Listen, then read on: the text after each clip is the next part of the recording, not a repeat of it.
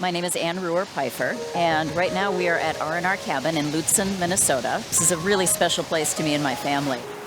When I walk along the rocky shore here, I know the rocks. I remember these places on the rocks and features of these rocks because I've been looking at them since I was 2 years old. Right now I'm involved with two organizations. I'm executive director of a nonprofit called Adopt a Classroom.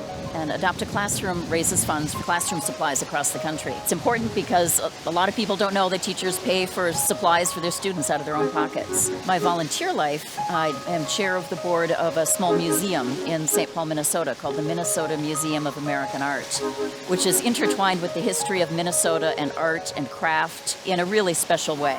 I've been involved in American craft for many years. After 15 years in banking, commercial banking, I thought 15 years was enough. I wanted to do something that was different. I have many friends who are artists, particularly craft artists. So that became my next career. I opened the Grand Hand Gallery, a gallery of fine American craft that represented craft artists from across the country, but with a particular emphasis on artists of this region. When I started the Grand Hand back in 2004, people would ask me, what made you excited about starting this? And I traveled and worked and lived all over the world. And in many different places I traveled to, there were things that were very distinctive of that place and that culture. I kept thinking about what is it about my place, about my home, that is special and distinctive like that?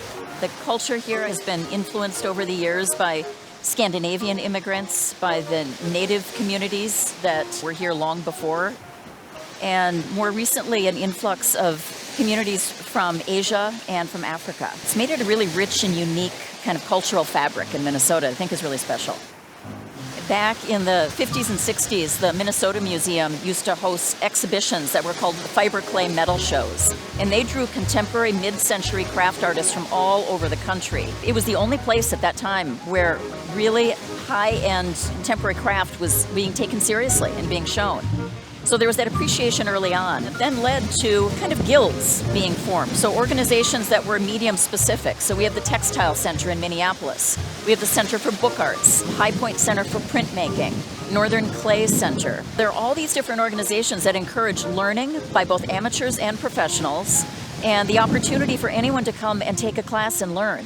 So I think Minnesota has this really unique richness of opportunity for craft that has caused just a lot of activity to bubble up here over the years. That makes it fascinating.